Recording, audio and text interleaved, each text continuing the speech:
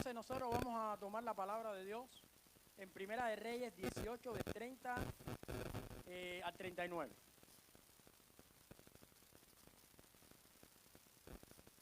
Ok. Amén. Miren, en esta tarde nosotros tenemos preparado el sermón y le hemos llamado Reencontrando a Dios.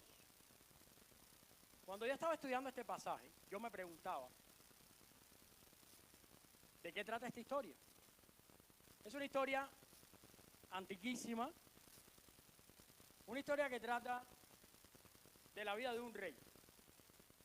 Después que se divide el reino, hay un reinado en la región de Samaria, que es el reinado de Israel. En ese reinado hubo un rey llamado Acab. Acab es un rey que reinaba en el norte y fue muy, pero muy famoso en ese lugar, pero por cosas malas que hacía. O sea, el rey Acab es un rey que se dedicó a no solamente él, sino tomar a todo el pueblo, a su familia y al pueblo, y se dedicó a alejarlos de Dios. ¿Qué hacía él? Él trataba de introducir ideas diferentes de las de Dios en la vida de su familia y en la vida de su pueblo. Y él logró apartar a todo Israel y que Israel se volviera a dioses que eran abominables. ¿A quién? A Jehová Dios, a nuestro Dios. ¿Qué es lo que pasa con Acab? Llegó el momento en que él tuvo que decidir tomar una esposa. Por supuesto, de la manera en que él estaba viviendo, gracias mi amor, de la manera en que estaba viviendo, él tomó a una mujer llamada Jezabel. ¿Cuál es el problema de Jezabel? Que Jezabel es una persona que no pertenecía al pueblo de Israel. Era una persona que tenía una mentalidad de idolatría. Era una princesa, era hija de un rey. Probablemente el matrimonio había sido una negociación primeramente para lograr la paz entre los dos reinos. Pero esta mujer era adoradora de un ídolo que fue extremadamente doloroso para Israel, porque este ídolo se le metió en el corazón a Israel. Es un ídolo llamado Baal. Baal. Y esta Jezabel era una persona que en ocasiones tenía la tendencia de tomar las riendas del reino. O sea, ella no era una persona cualquiera. Al ser una princesa, la hija de un rey, era una persona extremadamente líder. Y lo que hacía era que cuando a ella no le convenía lo que el esposo estaba diciendo, ella pasaba por encima de su esposo y ella atacaba a todas las personas de Israel porque las despreciaba, porque no eran su pueblo. Ustedes recuerdan que cuando Dios dijo que en algún momento iban a tomar rey, Dios dijo algo: procura que siempre los que están en el reinado sean personas de tu pueblo. Y lo que pasaba con esta mujer, que al no ser del pueblo, despreciaba a Israel y trataba de meter el ídolo en el corazón de Israel. Hay algunas cositas que quiero mencionar para que ustedes entiendan la magnitud de este problema. Acab viró su espalda totalmente a Dios. Jezabel tomó las riendas del asunto muchas veces y se dio a la tarea de exterminar a todos los líderes, a todos los profetas y a todas las personas que querían estar fieles a Dios. Fíjense, Israel era un número de personas muy grande y según la Biblia solo quedaron 7.001 personas. Que 7.000 parece un número muy grande, pero cuando estás hablando, por ejemplo, de la población de Las Vegas, 7.000 personas es casi nada. Yo creo que, por ejemplo, 3, 4 iglesias americanas aquí reúnen, entre las 3 reúnen 7.000 personas cada domingo, sin problema. Aquí, por ejemplo, pudieran haber como 3.000 personas.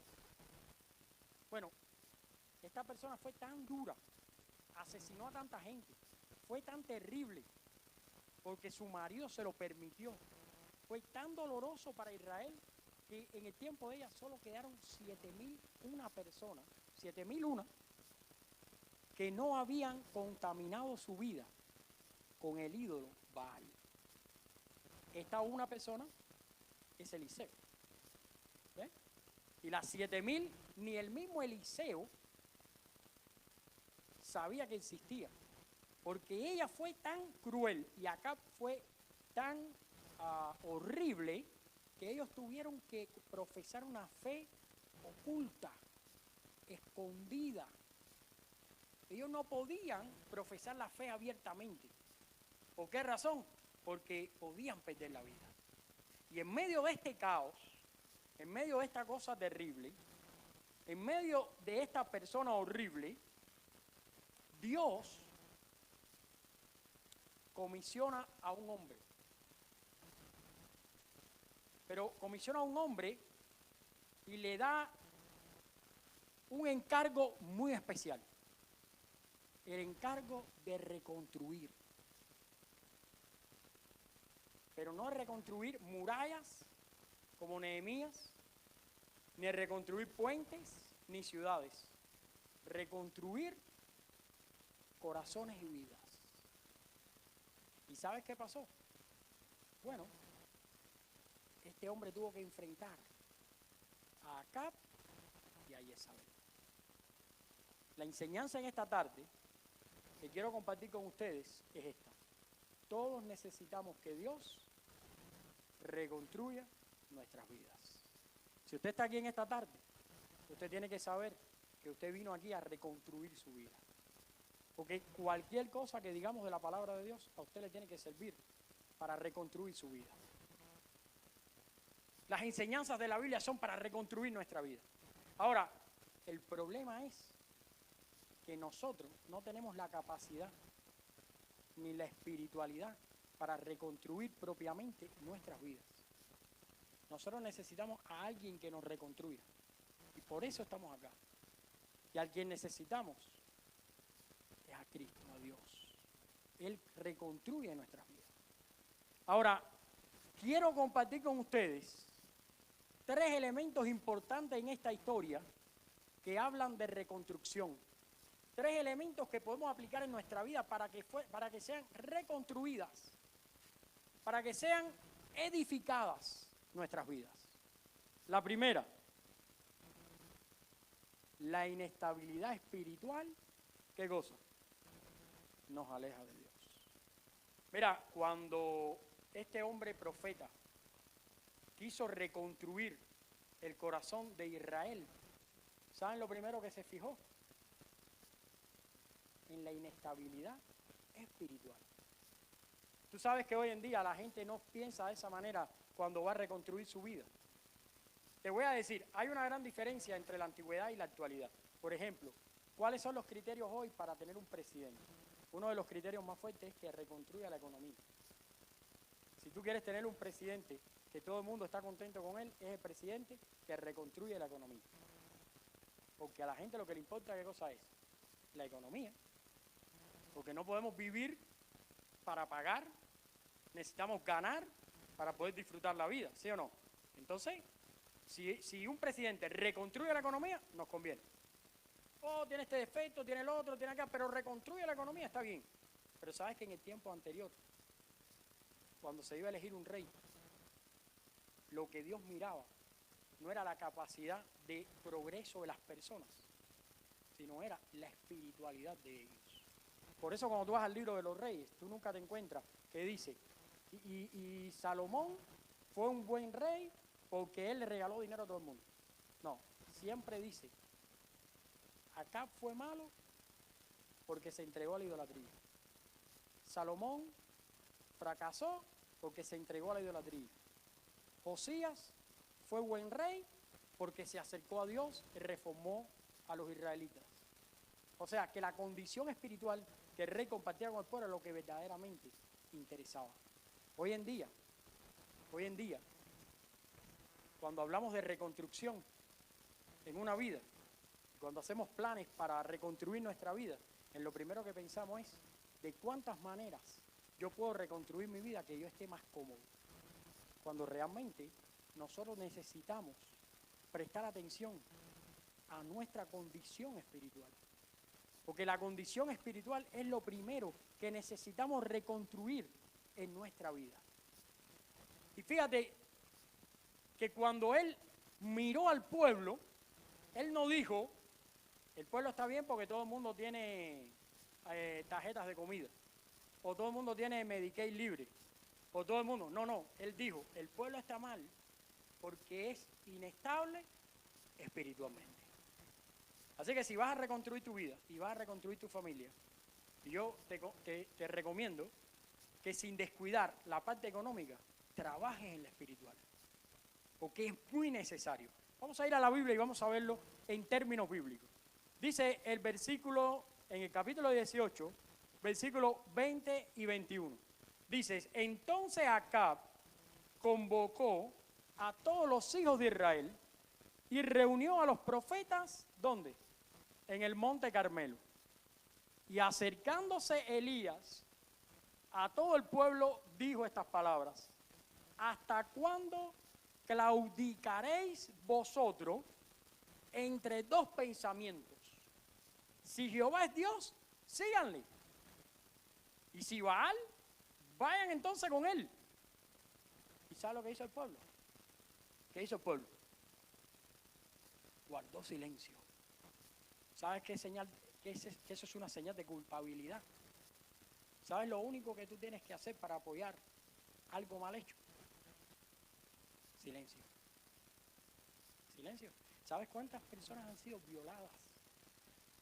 Y el malhechor nunca fue denunciado porque guardaron silencio. ¿Sabes cuántas personas, cuántas mujeres y cuántos hombres son golpeados en los hogares y guardan silencio? ¿Tú sabes cuántos ataques terroristas se frenan en la ciudad de Las Vegas, pero guardan silencio por tal de que el turismo no tenga ningún problema y la ciudad siga prosperando? El pueblo guardó silencio. Pero fíjense que Elías dijo, ¿hasta cuándo ustedes van a estar trabajando y pensando de dos maneras? Cuando vas a la Biblia, el verbo que usa acá, claudicar, en hebreo, significa, o es la misma palabra que se usa, la raíz de la palabra, para la palabra pesar.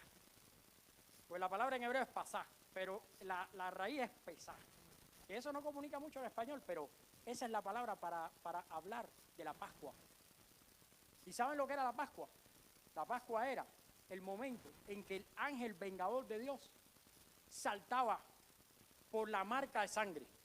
Esa marca de sangre en el dintel, cuando llegaba el ángel de Jehová, iba a matar al primogénito, veía la sangre y ¿qué hacía? Saltaba a ese hogar. Bueno, esta es la misma raíz. Lo que le está diciendo Elías es, ¿hasta cuándo ustedes van a estar saltando entre un mundo y el otro? ¿Hasta cuándo vamos a estar brincando de uno en otro? La palabra significa pasar, brincar. La palabra significa ir de un lado a otro. La imagen que comunica es cuando tú tienes un ave y tú lo sueltas y tú ves que el ave en un árbol va de una rama en otra. Así mismo era Israel en ese tiempo. ¿Pero creen ustedes que los únicos que son así son Israel en ese tiempo? ¿Cuántas veces nosotros hemos brincado cuando hemos tenido que hacer la voluntad de Dios? ¿Cuántas veces cuando nos han dicho algo que no nos gusta, en vez de decir que Jehová te bendiga o que Dios te bendiga o que Cristo tenga misericordia de ti, hemos respondido de forma brusca? ¿O cuántas veces hemos violentado cuando dice que no se ponga el sol sobre vuestro enojo? O que no deis lugar a la ira. ¿O cuántas veces hemos tenido que tomar una decisión de seguir a Dios, de servir a Cristo, de hacer la obra de Cristo, pero lo hemos evitado, hemos brincado, hemos saltado, hemos buscado una manera. Muchas veces los cristianos somos negociadores en la vida espiritual. ¿Tú sabes lo que es un negociador? Mira, cuando tú vas a un caso en una corte, una de las cosas que hace el abogado es encontrar las fisuras legales para escaparse por ahí. El abogado no le interesa si tú eres culpable o no. A él lo que le interesa más en el caso, cuántas fisuras legales hay que él las puede manejar según se vaya complicando el caso. Esa es la maestría de un abogado. Porque hay cosas que son demostrables, como un asesinato. Lo mataste y lo mataste. Eso no puede cambiar nadie. Ahora, pero vamos a buscar una reducción de condena. Ahora vamos a buscar que en esa condena estés más tranquilo, que no estés en el corredor de la muerte o que no te pongan con presos de alta seguridad y empiezan a buscar fisuras. Pues los cristianos somos igual. Comenzamos a buscar fisuras. Hay un pecado frente a nosotros y decimos, bueno, pero podemos hacer esto. Todo el mundo lo hace. Nadie es perfecto. Tenemos todavía vida en la carne. Después yo me arrepiento. Hoy no me gusta. Esto lo voy a dejar pasar. Y así continuamente vivimos la vida cristiana, buscando fisuras. Pero Elías confrontó al pueblo y le dijo, ¿hasta cuándo vamos a claudicar? ¿Hasta cuándo vamos a estar brincando de un lado en otro? Mira, escribí esto. Es muy triste que muchas personas, porque las mayores inseguridades que yo he visto en la gente, las he visto en la vida espiritual. Mira, la gente generalmente está decidida y está definida en áreas como la política. En la iglesia no hablamos de política, en la iglesia hablamos del reino de Dios. Pero cuando salimos de la iglesia, tú le preguntas a cualquiera y todo el mundo sabe si es republicano, si es demócrata, si es esto, si es lo otro, porque todos están definidos.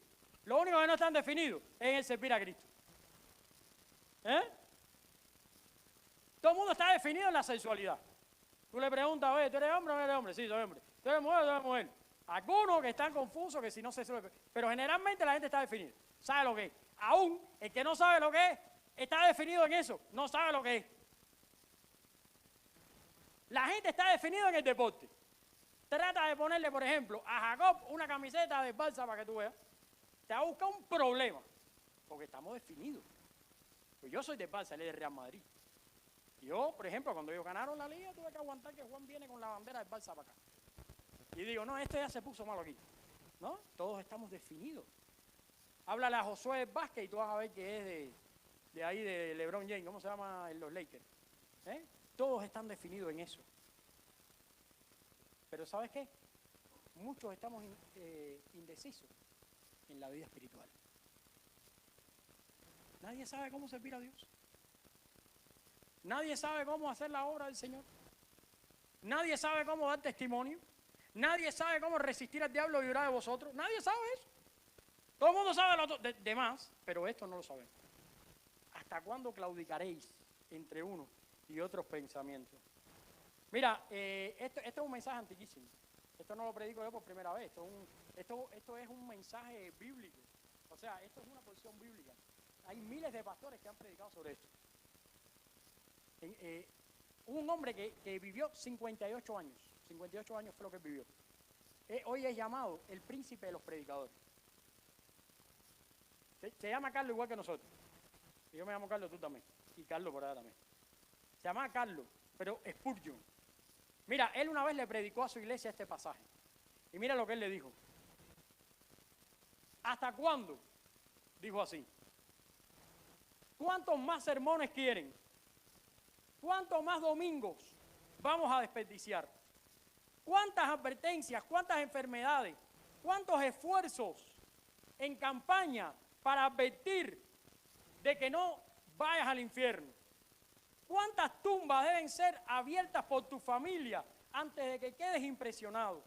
¿Cuántas plagas, pestilencias deben arrasar la ciudad para que tú te vuelvas a Dios? ¿Hasta cuándo? ¿Hasta cuándo, dijo él, estarás entre dos pensamientos? O sea que cuando yo leí eso, que Spurgeon dijo eso, yo dije, wow, no soy el único que está alocado aquí. Aquí hay más de uno, fíjate. El hombre también está preocupado. Porque ¿sabes qué? Lo más preocupante es que oímos este sermón, callamos y somos cómplices de lo mal hecho. No hay transformación, no hay cambios. ¿Hasta cuándo? ¿Qué más se necesita saber? ¿Qué más necesita pasar? Miren, en 100 años nadie había pasado por una pandemia. Somos sobrevivientes de una pandemia. Estamos viviendo 3 guerras. Israel, Ucrania y todas las demás. ¿Cómo? Sí, o sea, ¿no les parece extraño que, por ejemplo, el dolor de estómago que le dio a Gabriel lo tiene también la gente en la Florida? Y después está por allá por Massachusetts también gente con ese dolor de estómago. ¿No te parece que es algo como que está regado completo? ¿Hasta cuándo? ¿Qué cosa más tiene que pasar para que acabe de cambiar tu vida? ¿Qué tú quieres? ¿Que Dios venga y te cambie tu vida? ¿Ya vino? ¿Ya está aquí? Ya está entre nosotros. Ya vive con nosotros.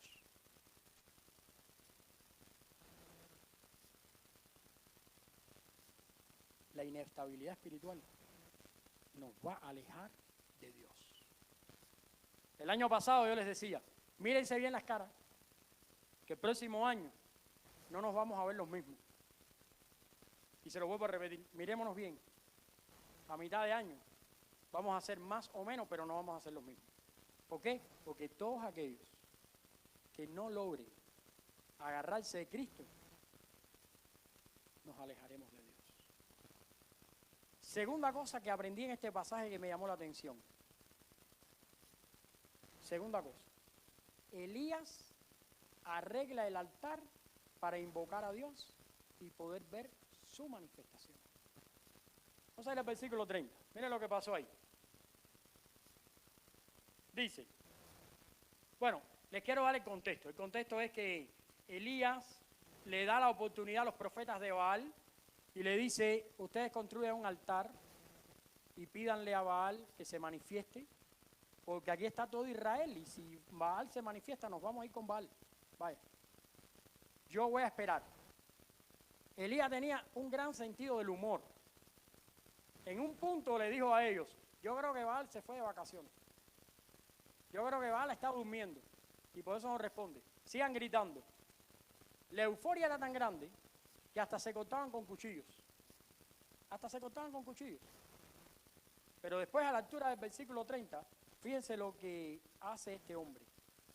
Dice, entonces dijo Elías a todo el pueblo, acérquense a mí.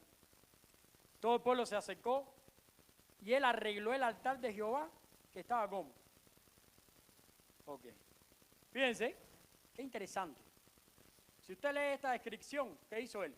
Cogió un buey, lo picó, lo puso en el altar, mandó a buscar agua. Salieron, trajeron el agua, hizo una zanja, llenó todo de agua. ¿Por qué? Porque en el desierto, ¿qué es lo que pasaba? Había una gran temperatura, cualquier cosa podía coger el fuego. Pero él estaba pidiendo, él iba a pedir fuego del cielo. Él iba a pedir auténtico fuego del cielo. Entonces, ¿qué hizo él? Él quiso llenar todo de agua para que no hubiera ningún tipo de duda. Ahora, hay un punto importante acá. El punto es que Elías no construyó un nuevo altar, sino que él restauró el altar que ya existía. O sea, que Elías en ningún momento le dijo a Israel, te estoy ofreciendo una nueva religión, te estoy ofreciendo una nueva manera de vivir tu fe y de dar culto a Dios. Él restauró el que ya existía. El altar solo es un símbolo, no el objetivo principal. El objetivo es la relación con Dios y la devoción. Te voy a decir un poquito del idioma original para que tengas un poquito de claridad. En el idioma original, el altar de Jehová está arruinado. La palabra arruinado significa está hecho pedazo, está desbaratado, está descuidado, está abandonado, está como deteriorado, pero está. Y te voy a decir algo. Puede ser que hoy la relación con Jesús nuestra esté de esa forma, esté deteriorada, está descuidada, está rota, está abandonada la relación con Jesús.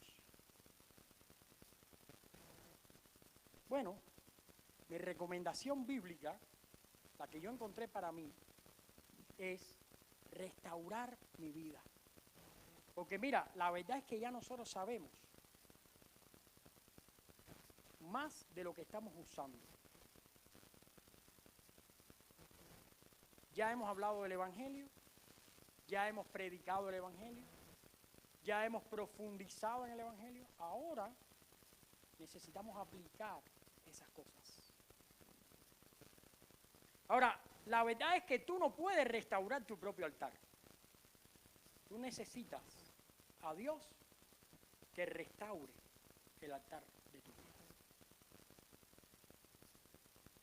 La verdad es que, y escribí esto aquí, hoy la relación con Dios no es a través de un altar, sino a través de Cristo.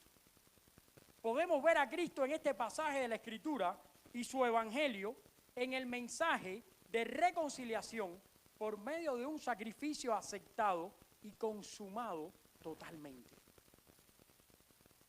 Porque en el tiempo de Elías, en el punto en que la revelación estaba, se necesitaba restaurar un altar para que Dios se manifestara. Pero ya Dios se manifestó en Cristo, está en nuestro corazón. Ahora nosotros lo que necesitamos es tener una relación íntima con Él.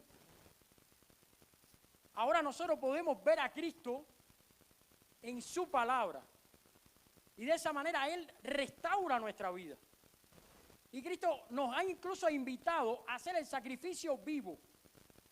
Porque en ese momento tomaron un buey, lo partieron en pedazos y lo pusieron allí para que el fuego lo consumiera. Pero en el día de hoy Dios está pidiendo que tú y yo seamos el sacrificio. Un sacrificio vivo, santo y agradable a Dios. Y necesitamos que Cristo restaure nuestra vida. Cristo venga, cambie todo lo que tiene que ser cambiado para poder dedicarnos a nuestro Dios. Y ese es el punto de contacto. Recuerden que nosotros no podemos ocupar la Biblia si no la vemos desde el lente de Cristo. Porque la Biblia se tiene que interpretar cristocéntrica. Jesús lo dijo. Les recomiendo que lean la Escritura porque ellas dan testimonio de mí. Y en ellas está la vida eterna. Y en ese momento no estaba el Nuevo Testamento, lo que estaba era lo que es el Antiguo Testamento. O sea que todo señala a Jesús. Necesitamos ver a Cristo acá. Quizás deberías hacerte estas preguntas. ¿En quién estoy depositando toda mi confianza? ¿Es una religión lo que yo estoy teniendo?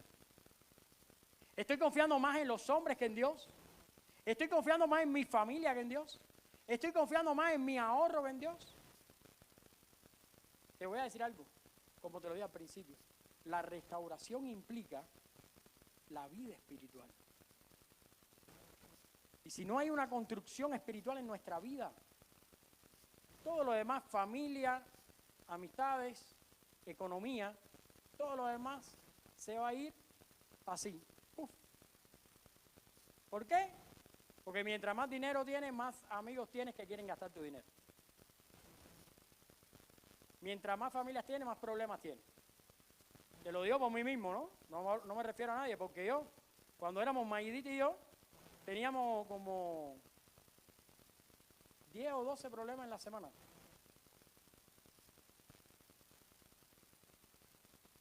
Pero después tuvimos a Josué, ya tuvimos como 14 problemas. Y dijimos, oye, ya lo tenemos controlado. ¿Por qué? Porque ya ella se pone brava, yo me pongo bravo, ya ella me perdona, yo la perdono, ya el niño hace cosas, ya lo manejamos, pero entonces vino Maday. Ya entonces en vez de tener 14 problemas, ahora tenemos 20. Porque Maday, mi respeto. Mi respeto. ¿No? Entonces, mientras más gente somos, más problemas tenemos. Entonces, no importa lo que tú estés construyendo, construye lo espiritual. Porque lo espiritual va a envolver todo lo que tú eres. Y va a preservar tus pasos. Tienes que construir lo espiritual porque lo espiritual solo puede ser construido a través de la relación con Jesús. Y solo Jesús puede a nosotros llevarnos al Padre. Usted no va a ir a la presencia de Dios y al Padre por otro camino. Usted va a ir por Jesús. No hay otra religión, no hay otra práctica, no hay otra iglesia, no es el Papa, no son los santos, es Cristo Jesús, el único que nos va a llevar al Padre. Y eso fue lo que le dijo Elías al pueblo. Acérquense para que vean lo que voy a hacer. Y tomó piedras. ¿Y qué hizo? Restauró el altar. Restauró. Era una acusación a ellos. Porque si él hubiera traído cosas nuevas para adorar a Dios, ellos hubieran dicho, bueno, por eso es que nosotros dejamos de orar a Dios. Por eso dejamos de buscar a Dios. Porque al final, ya lo que teníamos era tan antiguo, tan viejo, que necesitamos algo nuevo. ¿Tú no has visto a iglesias por ahí que están inventando y quieren algo nuevo? Porque en vez de vivir en la sana doctrina, toda la vida lo que han practicado, cosas loquísimas, entonces cada vez tienen que hacer cosas más locas para poder mantener a la gente comprometida. Porque nadie se compromete con la sana doctrina porque nunca se ha enseñado. Ese es el problema. Por eso necesitamos la sana doctrina, necesitamos a Cristo, necesitamos a Dios. Y lo tercero y último que quiero mencionar, la decisión de seguir a Dios implica una renuncia y debemos tomar acción radical en muchas ocasiones. Mira, ¿cómo termina este pasaje? Este pasaje es interesante porque mira, dice, después que el fuego del cielo bajó y se consumió todo aquello, viéndolo todo el pueblo, se postraron y dijeron, Jehová es Dios, Jehová es Dios. Mira tú cómo el pueblo se desayunó ese día. O sea, el pueblo ese día, milagro divino, ¿no? Se desayunó que Jehová era Dios. El pueblo del pacto, el pueblo de Dios, el pueblo hecho por Dios. Una persona seleccionada del vulgo, traída a la comunión con Dios, Abraham, un pueblo elaborado por Dios, instruido por Dios, que de pronto, delante de un obrar de Dios, dijeron, bueno, Jehová es Dios. Y ahí mismo renunciaron, ahí mismo tomaron la acción radical de asesinar a los profetas de Baal. ¿Sabes cuántos mataron ese día? ¿Cuántos? 400 profetas de Baal. Hay veces que la gente dice, qué sanguinario es Dios. ¿Por qué mataron 400 profetas de Baal? ¿Te has preguntado alguna vez por qué mataron a los 400 profetas? Primero, porque la ley decía que ante ese pecado era la muerte. Y segundo, porque eso es lo que le iban a hacer, eso es lo que le hacían a los profetas. O sea, para Acab, eso no era... Porque tú tienes que preguntar, ¿por qué Acab dejó que mataran a los 400 profetas de Baal? Si Jezabel después se enoja y dice que va a exterminar a todos los profetas y que va a matar a Elías, y Elías va y se esconde en una peña, ¿tú no te has pensado por qué él dejó? Porque ahí Elías era uno solo, el pueblo eran muchos, pero el pueblo vino y asesinaron a los 400 profetas. ¿Por qué lo dejaron? Bueno, porque eso es lo que ellos le hacían a los profetas de Dios. Entonces Acab dijo, bueno, pues hagamos esto con los profetas nuestros, que al final son unos mentirosos. Y no los mató porque no creyera en Baal, porque después siguió creyendo en Baal. Él los mató porque pensó que ellos no tenían el poder para invocar a Baal, que es diferente. Porque este Acab nunca cambió. Y ese es lo triste de esta historia.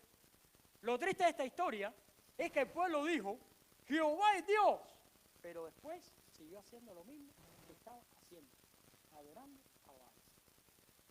Después se tuvo que ir Elías corriendo, esconderse en una peña, se deprimió allí. ¿Sabes por qué? Porque el pueblo no lo defendió.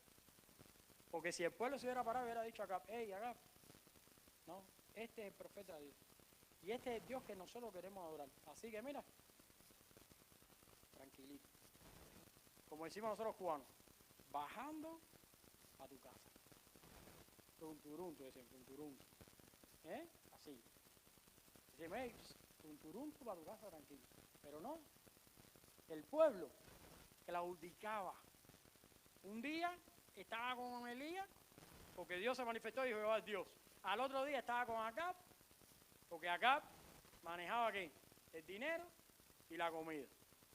Y ese es el problema. Lo más triste de todo esto es que esta reforma duró poquísimo. ¿No te parece eso conocido? Eso es lo que hoy está pasando en el mundo evangélico general. Yo creo que es lo que ha pasado desde el tiempo de Spurgeon. Y yo creo que es lo que ha pasado siempre. Que mucho bla, bla, bla, pero en la práctica pocas cosas tenemos. Mucho decimos y poco hacemos. Nos pasamos la vida encantando a los demás, pero en el sustrato no hay nada. ¿Por qué? Porque mira, tú. ¿Sí? Yo los tengo aquí, ¿qué les digo? Cuida a tus hijos.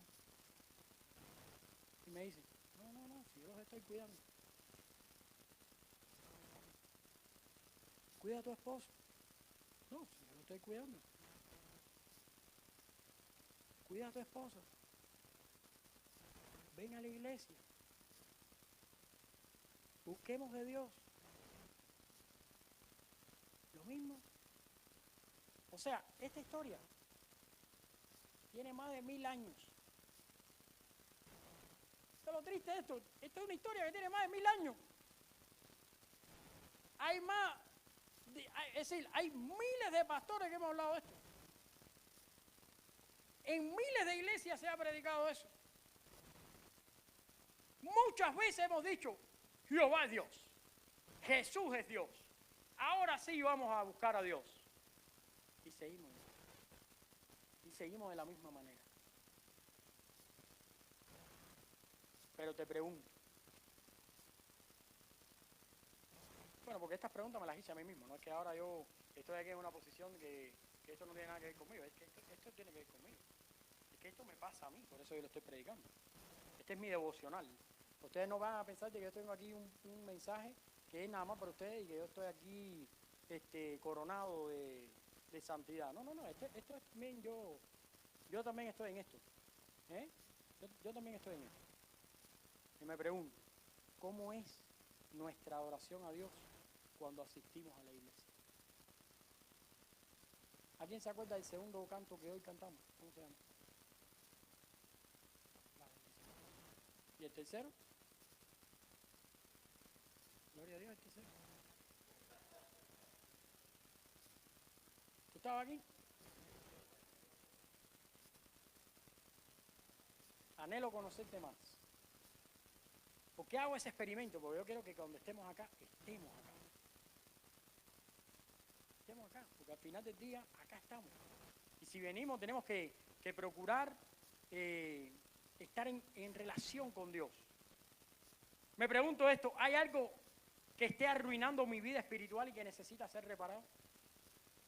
¿Es mi adoración sincera, genuina, verdadera con el Señor?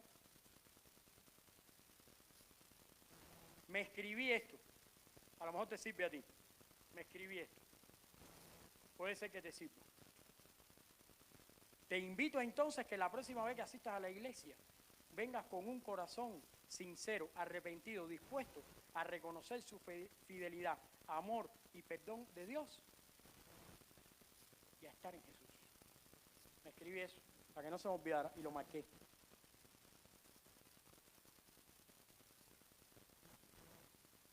Yo creo que es un momento bueno para pedirle al Señor, para pedirle a Cristo que repare nuestro corazón, que repare nuestra vida, que repare nuestra mente, que repare nuestra espiritualidad. Y que así como en un punto Dios fue glorificado por esta historia, nuestra historia no sea igual, sea diferente. Que nuestro regreso y reconstrucción sean definitivos. Que nos acerquemos de una vez y para siempre a Jesús. Oremos a Dios.